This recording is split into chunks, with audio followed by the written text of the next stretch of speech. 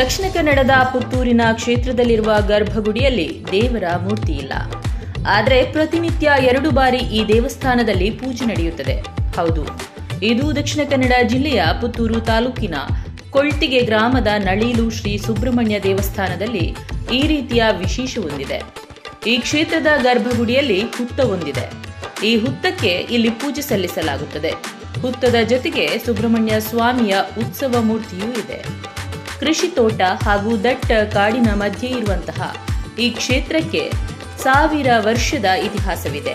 ಹಿಂದೆ ಋಷಿಮುನಿಗಳು ಈ ಕ್ಷೇತ್ರದಲ್ಲಿ ಗುಹೆಯೊಳಗೆ ಕುಳಿತು ತಪಸ್ಸು ಮತ್ತು ಪೂಜೆ ನೆರವೇರಿಸುತ್ತಿದ್ದರು ಎನ್ನುವ ಕಥೆ ಇಲ್ಲಿದೆ. ಆ ಬಳಿಕ ಈ ಹುತ್ತಕ್ಕೆ ಮುಳಿಹುಲ್ಲಿನ ಚಪ್ಪರ ಹಾಕಿ ಪೂಜಿಸಲಾಗುತ್ತಿತ್ತಂತೆ. ಈ ಕ್ಷೇತ್ರ ಸುಮಾರು 1000 ವರ್ಷಗಳ ಇತಿಹಾಸ ಇರಬಹುದು. ಅಂದರೆ ನಿಖರವಾಗಿ ನಮಗೆ ಯಾವುದೇ ಇಲ್ಲಿ ಇತಿಹಾಸ ಹೇಳಲಿಕ್ಕೆ ಅಂತ ನಮ್ಮಿಂದ ಆಗಲಿಲ್ಲ. ಅಂದರೆ ಇದು ಭಾರಿ ಹಿಂದಿನ ಕಾಲದಿಂದ ಋಷಿಮುನಿಗಳು ಬಂದು ಇದೊಂದು ಗುಹೆಯಲ್ಲಿ ಬಂದು ಪೂಜೆ ಮಾಡಿದಂಥ ಕುರುಹುಗಳನ್ನು ಎಲ್ಲರೂ ನೋಡಿದವರಿದ್ದಾರೆ. ಆ ಸಮಯದಲ್ಲಿ ಅದಕ್ಕೆ ಕೇವಲ ಒಂದು ಬೈಹುಲ್ಲಿನ ಮುಳಿಹುಲ್ಲಿನ ಒಂದು ಚಪ್ಪರ ಇತ್ತು.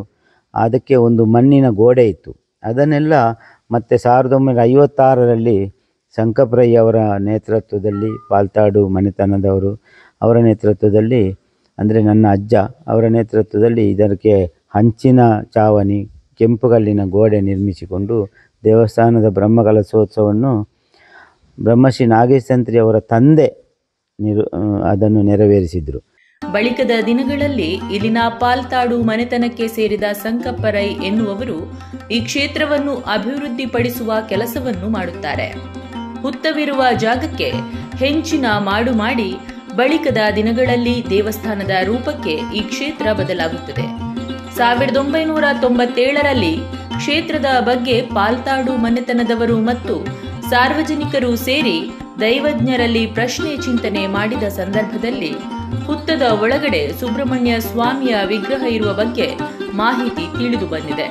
ಅಲ್ಲದೆ ಸುಬ್ರಹ್ಮಣ್ಯ ಸ್ವಾಮಿಯನ್ನು ಹುತ್ತದೊಳಗಿನ ನಾಗರಾಜ ಕಾಯುತ್ತಿದ್ದಾನೆ ಎನ್ನುವ ವಿಚಾರವು ಪ್ರಶ್ನೆ ಚಿಂತನೆಯಲ್ಲಿ ಕಂಡುಬಂದಿತ್ತು. ಇದಕ್ಕೆ ಪೂರಕವೆಂಬಂತೆ ಜೀವಂತ ನಾಗ ಹಲವು ಬಾರಿ ಗರ್ಭಗುಡಿಯಲ್ಲಿರುವ ಹುತ್ತದಲ್ಲಿರುವುದನ್ನು ಕ್ಷೇತ್ರದ ಅರ್ಚಕರು ಮತ್ತು ಸಾರ್ವಜನಿಕರು ಹಲವು ಬಾರಿ ಕಂಡಿದ್ದಾರೆ. ಫೆಬ್ರವರಿ 17ರಿಂದ 24ರವರೆಗೆ ಈ ಕ್ಷೇತ್ರದಲ್ಲಿ ಬ್ರಹ್ಮಕಲಶೋತ್ಸವ ನಡೆಯಲಿದ್ದು, ಈ ಸಂದರ್ಭದಲ್ಲೂ ನಾಗರ ಹಾವು ಕ್ಷೇತ್ರದ ಸುತ್ತ ಓಡಾಡಿ ಕ್ಷೇತ್ರದ ಭಕ್ತರಿಗೆ ದರ್ಶನವನ್ನು ನೀಡಿತ್ತು.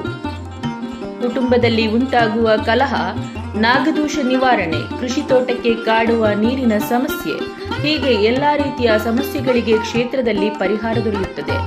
ಇದೇ ಕಾರಣಕ್ಕಾಗಿ ಕುಗ್ರಾಮದಲ್ಲಿರುವ ಈ ಕ್ಷೇತ್ರಕ್ಕೆ ಊರ ಹಾಗೂ ಪರವೂರಿನಿಂದ ಅಪಾರ ಸಂಖ್ಯೆಯ ಭಕ್ತಾದಿಗಳು ತಮ್ಮ ಅಭೀಷ್ಟ ನೆರವೇರಿಸುತ್ತಾರೆ ಎನ್ನುತ್ತಾರೆ ಕ್ಷೇತ್ರದ ಆನುವಂಶಿಕ ಮುಕ್ತೇಸರರಾದ ಸಂತೋಷ್ ಕುಮಾರ್ ರೈ. ಅಂದರೆ ಹಿಂದಿನ ಕಾಲದಿಂದಲೇ ಸುಬ್ರಹ್ಮಣ್ಯ ದೇವರಂತಲೇ ಇಲ್ಲಿ ಪೂಜೆ ಉತ್ಸವಾದಿಗಳು ನಡೀತಾ ಇದ್ದವು. ಅದನ್ನು ಮತ್ತೆ ನಾವು ಪ್ರಶ್ನೆ ಚಿಂತನೆ 1997ರಲ್ಲಿ ಬಾಲಕೃಷ್ಣ ನಾಯರ್ ಅವರ ಮೂಲಕ ನಾವು ಅಷ್ಟಮಂಗಲ ಪ್ರಶ್ನೆ ಚಿಂತನೆ ಮಾಡುವಾಗ, ಅಂದರೆ ಆ ಸಮಯದಲ್ಲಿ ಆ ಹುತ್ತದೊಳಗೆ ದೇವರ ಮೂರ್ತಿ ಇರ್ಬೋದು ಅಥವಾ ಅದರಲ್ಲಿ ಈ ಸುಬ್ರಹ್ಮಣ್ಯ ದೇವರ ಮೂರ್ತಿ ಇದ್ದೆ, ಅದನ್ನು ರಕ್ಷಣೆ ಮಾಡಲಿಕ್ಕೆ ಈಗಾಗಲೇ ನಾಗರಾಜ ದೇವರು ಅಲ್ಲಿ ಬಂದು ವಾಸ ಮಾಡ್ತಾ ಇದ್ದಾರೆ. ಇದನ್ನು ಕಣ್ಣಾರೆ ಕಂಡಿದ್ದೇವೆ. ಇತ್ತೀಚೆಗೆ 2 ದಿವಸ ಮೊದಲು ಕೂಡ, ನಿನ್ನೆಯೂ ಕೂಡ ನಾವು ಕಂಡಿದ್ದೇವೆ. ಗರ್ಭಗುಡಿಯ ಒಳಗೆ ವಾಸ ಮಾಡುವುದನ್ನು ಎಲ್ಲರೂ ಕಂಡಿದ್ದಾರೆ, ಅರ್ಚಕರು. ಹಾಗೆ ಅದನ್ನು ಮುಂದಿನ ಯಾವುದೇ ರೀತಿಯಲ್ಲಿ ಚಿಂತಿಸುವ ಅಗತ್ಯ ಇಲ್ಲ. ಅದು ಸುಬ್ರಹ್ಮಣ್ಯ ದೇವರೇ ಇಲ್ಲಿ ನೆಲೆಯಾಗಿ ನಿಂತಿದ್ದಾರೆ. ಈ ಕ್ಷೇತ್ರದಲ್ಲಿ ಯಾವುದೇ ನಾಗದೋಷ ಇರಲಿ ಅಥವಾ ಸಂಸಾರ ಅಭಿವೃದ್ಧಿ ಆಗಲಿಕ್ಕೆ ಅಥವಾ ನೀರಿನ ಅಭಾವ ಇದ್ದವರಿಗೆ ನೀರಿನ ಬೇಡಿಕೆ ಇರಲಿ, ಇಂಥ ಎಲ್ಲ ಬೇಡಿಕೆಗಳನ್ನು ಒಂದು ಮನಪೂರ್ವಕವಾಗಿ ದೇವರ ಮೇಲೆ ನಂಬಿಕೆ ಇಟ್ಟು ಇಲ್ಲಿ ಬಂದು ಯಾರು ಪ್ರಾರ್ಥಿಸಿದಾರೋ ಅವರನ್ನು ದೇವರು ಕೈ ಬಿಡಲಿಲ್ಲ. ಅಂಥ ಒಂದು ಪವಿತ್ರವಾದ ಕ್ಷೇತ್ರ. ಇಲ್ಲಿ ಎಲ್ಲ ರೀತಿಯಲ್ಲಿಯೂ ಈ ಊರಿನ ಮಹಾಜನತೆ ಎಲ್ಲ ರೀತಿಯಲ್ಲೂ ಈ ದೇವರನ್ನು ನಂಬಿಕೊಂಡು ಬಂದಿದ್ದಾರೆ. ಅವರನ್ನು ಕೂಡ ದೇವರು ಯಾವ ರೀತಿಯಲ್ಲಿಯೂ ಕೈ ಬಿಡಲಿಲ್ಲ. ನಮ್ಮ ಊರೇ ಈಗ ತುಂಬ ಅಭಿವೃದ್ಧಿಯಾಗಿದೆ. ಎಲ್ಲ ರೀತಿಯಲ್ಲಿ ಕೂಡ ಈ ದೇವಸ್ಥಾನ ಅಭಿವೃದ್ಧಿ ಹೇಗೆ ಆಗ್ತಾ ಉಂಟು ಹಾಗೆ ಊರಿನ ಪ್ರತಿಯೊಂದು ಜನರು ಕೂಡ ಅಭಿವೃದ್ಧಿ ಆಗಿದ್ದಾರೆ.